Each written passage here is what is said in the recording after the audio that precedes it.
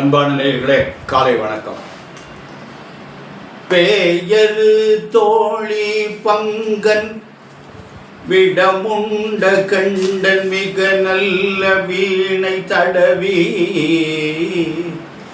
மாசரு திங்கள் கங்கை முடிமேல் அணிந்தன் உளமே புகுந்த அதனால் ஞாயிறு திங்கள் செவ்வாய் புதன் வியாழன் வெள்ளி சனி பாம்பிரண்டு முடனே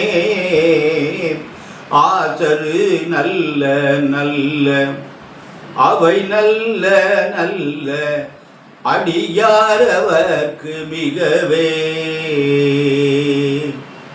எம்பொடு கொம்படாமை இவை மார்பிலங்க எருதேறி ஏழை உடனே பொன்பதி மத்த மாலை புனல் சூடி வந்த உளமே புகுந்த அதனால் 9 7 18 உடனாய நாட்களவைதாக அன்போடு நல்ல நல்ல அவை நல்ல நல்ல அடியாரவர்க்கு மிகவே. அன்பு சார்ந்த பெரியவர்களே, ஐப்பசி மாதம் 8ஆம் நாள் சனிக்கிழமை, சதுர்த்தி திதி, அனுஷ நட்சத்திரம் 7:13 காலை, பின்னாடி கேட்ட நட்சத்திரம், சித்தயோகம் ராவுகாலம் 9 முதல் 10:30, யமகண்டம் 1:30 முதல் 3, குளிகன் 6 முதல் 7:30, சூலம் கிழக்கு, பரிகாரம் தயிர். அன்பான நேயர்களே, இந்த கிரகங்கள்லாம் எப்படி இருக்கிறது என்று பார்ப்போம். இன்று சூரியன், செவ்வாய், புதன் இவங்க 3 துலாத்தில் இருக்காங்க. சந்திரன் விருச்சிகத்துக்கு வந்துட்டாரு. சனி ராகு கும்பத்தில் இருக்காங்க. கடகத்தில் குரு இருக்காரு. கேது சிம்மத்தில் இருக்கு. சுக்கிரன் கன்னியில் இருக்காங்க. இது இந்த கிரகங்களுடைய அமைப்பு. மேஷராசி என்பவர்களுக்கு இந்த எப்படி இருக்குது என்று பார்ப்போம். மேஷராசி என்பவர்களுக்கு 4 குரு உச்சம். இந்த குரு யார் அப்படின்னா 9ஆம் அதிபதி 4 உச்சம் பெற்றது பெரிய சிறப்பு. அதனால நல்ல நிறைவு என்று சொல்லலாம். அடுத்து மேஷராசி என்பவர்களுக்கு சனி ராகு 11ஆம் இடத்துல இருக்காங்க. அது ஒரு பெரிய நிறைவுன்னு சொல்லலாம். சனி ராகு 11ஆம் இடத்துல இருப்பது நல்ல நிறைவு. அதனால மேஷராசி என்பவர்களுக்கு நல்ல நாள், நல்லது நடக்கும். ரிஷபராசி என்பவர்களே, உங்களுக்கு குருபான் 3ல் இருக்காரு. ஆனால் சனி ராகு 10ஆம் இடத்துல இருக்காரு. அது ஒரு பெரிய நிறைவு அப்படின்னு சொல்லலாம். அதனால ரிஷபராசி என்பவர்களுக்கு குரு 3ஆம் இடத்துல இருந்தாலும் அந்த குருவுடைய பார்வை 7ஆம் இடம் 9ஆம் இடத்தை பார்க்கிறார். அந்த பார்வையினால குரு நன்மை செய்வார். அதனால ரிஷபராசி என்பவர்களுக்கு ஒன்றும் பிரச்சனை இல்லை. அடுத்தபடியாக மிதுன ராசி என்பவர்கள உங்களுக்கு குரு 2ஆம் இடத்துல இருக்கார். இப்போ ஜென்மத்தில் இருந்தவர் 2ஆம் இடத்துக்கு வந்துட்டார். இப்போ 10-15 நாளாக போகும். அதனால என்ன கார்த்திகை 30 இருப்பார். நல்ல பலனை தருவார் மிதுன ராசி என்பவர்களுக்கு. கடகராசி என்பவர்களே, உங்களுக்கு ஜென்ம குரு பிரச்சனைகளை ஏதாவது உண்டு பண்ணுவார். இடமாற்றத்தை கொடுப்பார். கவனமாக நடந்து கொள்ளணும்.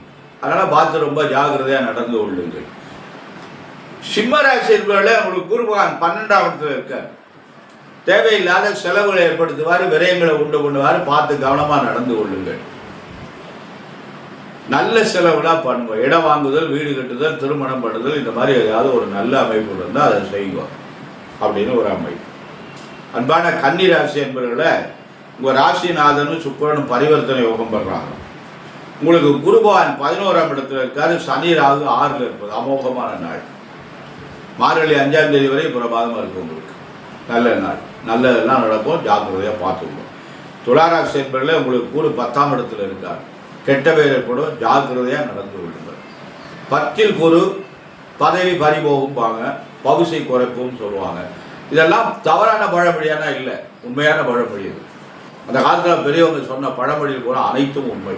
ஆனால் சிலது அர்த்தமற்ற பழமொழிகள்லாம் இருக்குது, அதெல்லாம் எடுத்துக்க முடியாது. அதனால் கெட்ட பேர் ஏற்படக்கூடிய வாய்ப்புகள் இருக்குது. ஜாக்கிரதையாக நடந்து கொள்ளுங்கள். ஏன்னா குருவுக்கு 10ஆம் இடம் கேந்திர பலம்னு சொல்கிறாங்க. குருவுக்கு 10ஆம் இடம் நல்ல இடம் இல்லை. அதனால் நிச்சயமாக அந்த இடத்துல அவர் நல்லது செய்ய மாட்டார். அன்பான விருச்சிக ராசி என்பது உங்களுக்கு 9ஆம் இடத்துல இருக்காரு. ஓடி போனவருக்கு 9ஆம் இடத்துல போது ஆப்டவனுக்கு அட்டமத்துல சனின்னு சொல்லுவாங்க. அதனால இப்போ உங்களுக்கு குரு பகவான் நல்ல இடத்துல இருக்காங்க, அருமையான இடத்துல இருக்காங்க.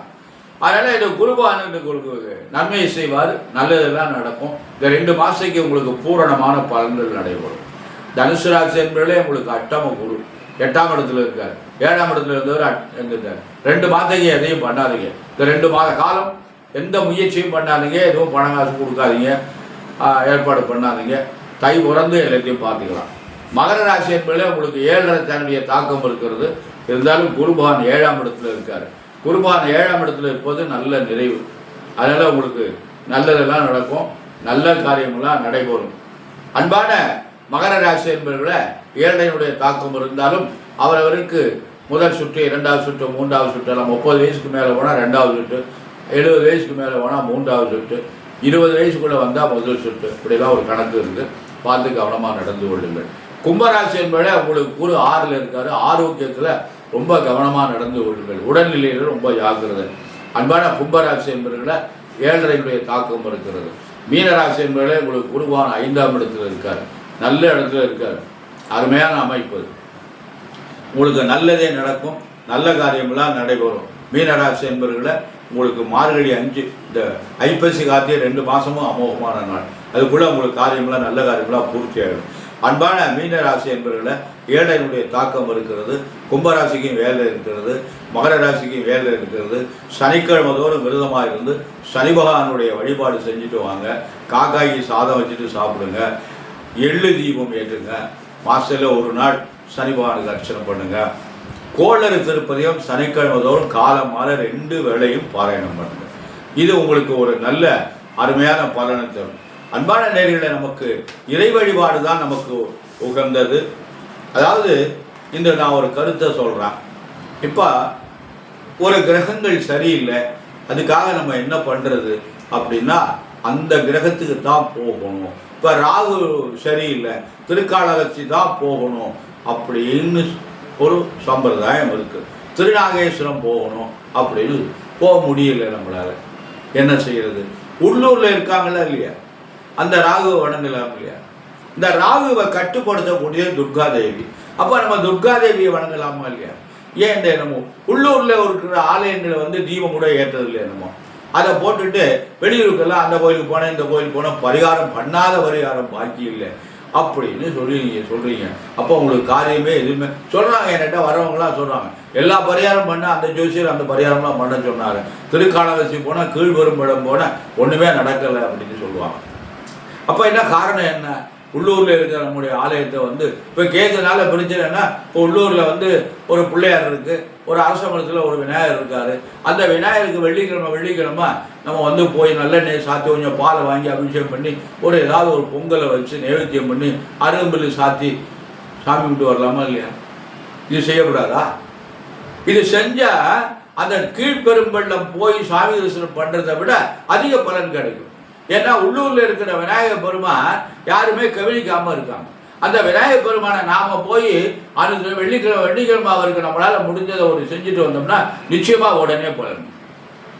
அந்த விநாயகர் பிள்ளையார்பட்டியில் இருக்கிற கற்பவிநாயகர் பார்த்தா தான் கிடையாது, நம்ம ஊரில் இருக்கிற அகமத்தில் இருக்கிற பிள்ளையார் கும்பிட்டாலே கற்பவிநாயகர் நமக்கு பலன் தருவார். அது மாதிரி நம்ம உள்ளூரில் இருக்கிற கிராம தெய்வங்களை நாம் எவ்வளவு கூட நம்ம வணங்குறோமோ அவ்வளவு கூட நமக்கு. சில பேருடைய கருத்து காசிக்கு போங்க, ராமேஸ்வரம் போங்க, அங்கே போங்க, இங்கே போங்கன்னு சொல்கிறாங்க. என்னுடைய ஒரு கருத்தெல்லாம் அது நமக்கு தேவையில்லை. இப்போ காசியை விட வீசமங்கு கூடன்னு ஒரு கோவில் இருக்கு.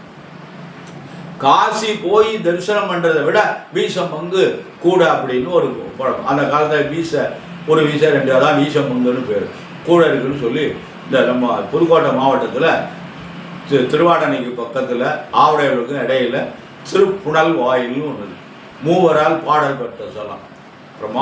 பிரம்மாண்டமான மூர்த்தி சர்வ வேத அந்த திருப்புணவாசல் சுவாமி விருத்தபுரீஸ்வரர்னு அவருக்கு பேர். பெரிய நாயகி உடனுரை விருத்தபுரீஸ்வரர். அதாவது மேலே பரன் போட்டு தான் ஏறி அபிஷேகம் பண்ணணும்.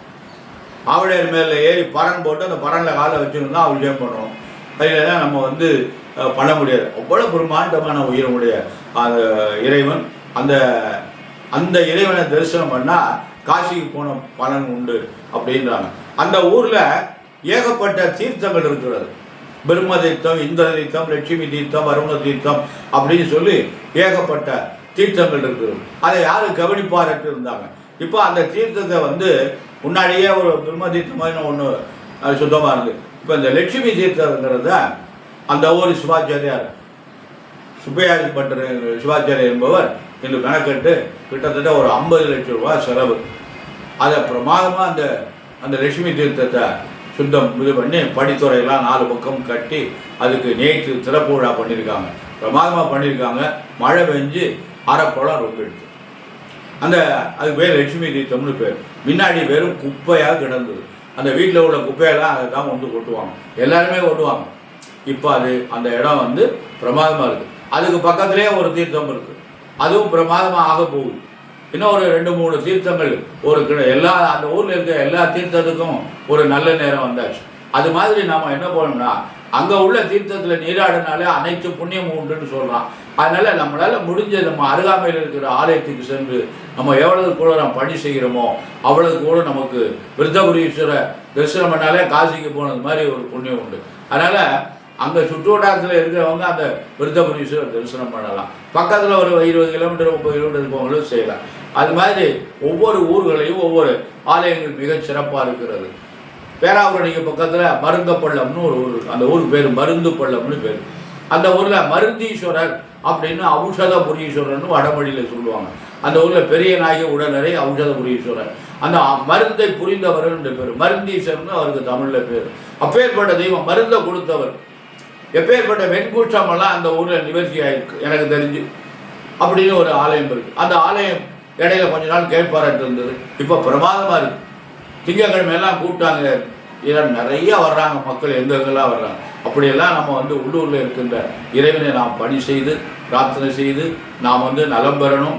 நம்முடைய குழந்தைகள் நன்றாக படிக்கணும், அந்த குழந்தைகளுக்கு நல்ல உத்தியோகம் கிடைக்கணும், கை நிறைய சம்பாதிக்கணும், அந்த குழந்தைகளுக்கு நல்ல வாழ்க்கை துணை அமையணும், அந்த குழந்தைகளுக்கு ஒரு நல்ல குழந்தைகள் பிறக்கணும், அவங்களுடைய எதிர்காலம் சிறப்பாக இருக்கணும் என்பதற்காக எல்லாம் வல்ல எம்பெருமான் சர்வேஸ்வரனையும் வள்ளல் பெருமான் வள்ளியின் மடாளன் முருகப்பெருமானையும் என் அன்னை மாதா பராசக்தி முத்துமகா மாரியம்பியையும் பிரார்த்தனை செய்து நிறைவு செய்கிறேன். நன்றி, வணக்கம்.